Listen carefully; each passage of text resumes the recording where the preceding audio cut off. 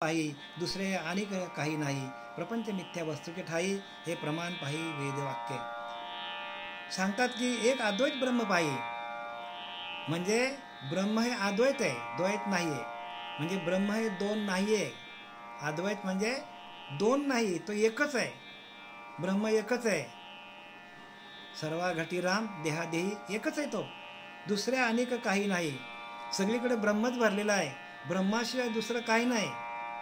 जसं आपल्याला आता आपलं शरीर दिसतो, पण शरीरातला आपला ब्रह्मतत्व आपलं चैतन्य गेलं तर शरीर राहील का?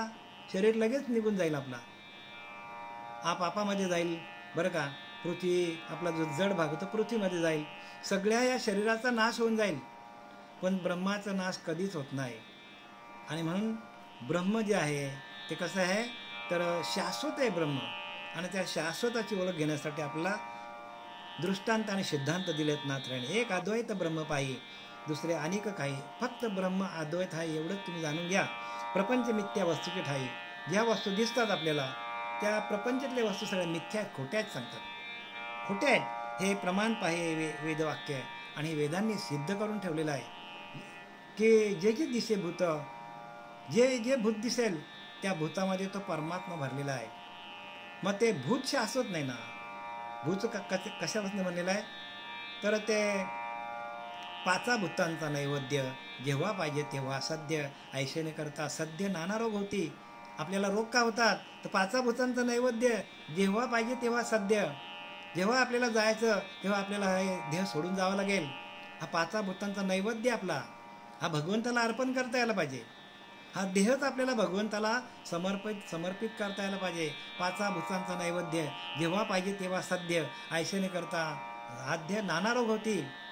माणसाला रोग का होतात तर शरीराला धरून बसलेले. शरीर माझं आहे, नाही नाही शरीर माझं माझं नव, भ्रांतीचं ओझं आहे. ही आपली भ्रांती आपलं शरीर आहे. म्हणून आजा गेला पंजा गेला, देखता देखता बापही गेला. बाप पण गेला, आजोबा गेला, पंजोबा गेला, नातू गेले, पंतू गेले, सगळे गेले. पण आपल्याला असं वाटत नाही की आपण मरणार आहोत. प्रत्येक मनुष्याला असं वाटत नाही की आपण मरणार आहोत. आणि हेच कटू सत्य आहे. काय माणसाला वाईट वाटतं बोलल्यावर की आपण जाणार, त्याला वाटतं आम्ही जाणारच नाही.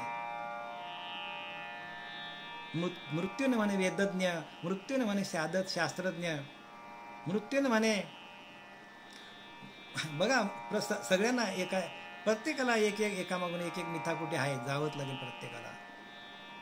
मरे एक त्याचा दुजा शोक वाहे, अकस्मात तोही पुढे जात आहे. पुढे ना जनी लोभरे शोभ त्याते, म्हणून जगी मागुता जन्म घेते. मरे एक त्याचा दुजा शोक आहे. आपण एकाला पोचायला झालंय आणि त्याला आपण पोचून आला, आपण आनंदात सांगा तो गेला बघ. अरे पण आपण जाणार नाही का? अकस्मात तोही पुढे जात आहे, आपण पण पुढे पुढे चाललोय. आपण कुठे चाललोय? त्या मृत्यूकडे चाललोय. प्रत्येक पळ हा मृत्यूकडे आपल्याला नेतो आहे, पण आपल्याला ते खरंच वाटत नाही. आणि हेच तर आपल्याला आडवं येतं प्रत्येकाला की माणसाला अहंकार आहे, त्याला वाटतं मी कधी मरणारच नाही. आणि मृत्यू म्हणजे सवयीची सार, नाही मरणाशी उधार. माफी लागले शरीर घडी निघडी, नित्य काळाची संगती, नकळे होणाराची गती, कर्मासारखे प्राणी पडती नाना देशी विदेशी.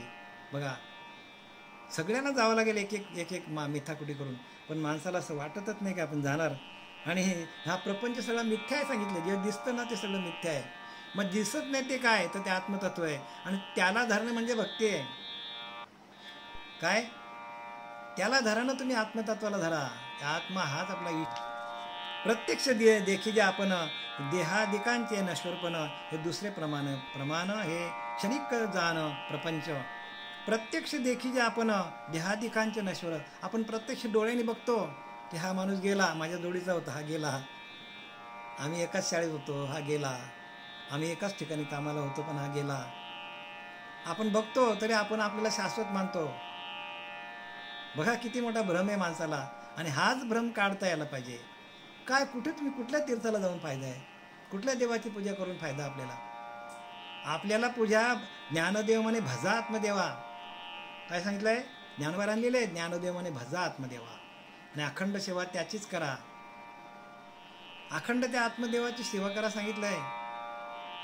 ज्ञानदेव म्हणे भजा आत्मदेवा आणि अखंड सेवा त्या आत्मदेवाची सेवा करा.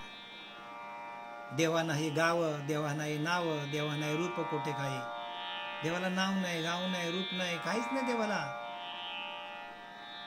देवाला नाव नाही, रूप नाही, गाव नाही, ठाव नाही. म्हणून ज्ञानदेव म्हणे भजा आत्मदेवा आणि अखंड सेवा. देव देव म्हणून व्यर्थ कार्य शिरशी निज देव नेनशी मुळी कोण. देव देव म्हणून उगाच का फिरतो? तुझा अंतरीचा अंतरात्मा देव, त्याला जाण ना असं सांगितलं आहे ज्ञानोबराने. देव देव म्हणून व्यर्थ कार्य शिरशी, व्यर्थ कार्य फिरशी निज देव नेनशी मुळी कोण. निज देव म्हणजे आपला अंतरीचा अंतरात्मा, त्याला जाण. देव देव म्हणून व्यर्थ कार्य फिरशी निज देव नेनशी मुळी कोण. देवा नाही नाव, देवा नाही रूप, देवा नाही गाव कोठे काही. देवाला नाव नाही, रूप नाही, गाव नाही, ठाव नाही. म्हणून ज्ञानदेव म्हणे भजा आत्मदेवा आणि अखंड सेवा त्याचीच करा. नारदाने काय केलं? वाल्मिकी ऋषीचा सांगितलं की आत्मदेवाला भज. तुकोबाराने आत्मदेवाला भजलंय, प्रत्येकाने आत्मदेवालाच भजलंय. जनाबाईने आत्मदेवाला भजलं आणि आत्मदेवाला भजल्यामुळे कुठल्याच शाळेत जायची गरज लागली नाही. स्वतंत्र ग्रंथ त्याने तयार केले. आपला आत्मा हा ईश्वर आहे. त्या ईश्वराशी एकरूप झाल्यानंतर ज्ञानोबाराने अमृतानुभव लिहिलं, ज्ञानेश्वरी लिहिली, तुकोबाराने कितीतरी अभंग लिहिले, लाखो अभंग लिहिले. प्रत्येक नामदेवरांनी काय केलं? प्रत्येक संतांनी आपल्या अंतरेच्या अंतरात्म्याशी एकरूप होऊन भजन चालू केलं आणि भजनाच्या माध्यमातून त्यांना ज्ञान झालेलं आहे. आणि म्हणून तर काय म्हणतात, प्रत्यक्ष देखी जे आपण देहादिकांचे नश्वरपणा. प्रत्येक जो देहालय तो प्रत्येक देह काय आहे? नश्वर आहे, गेलेला आहे.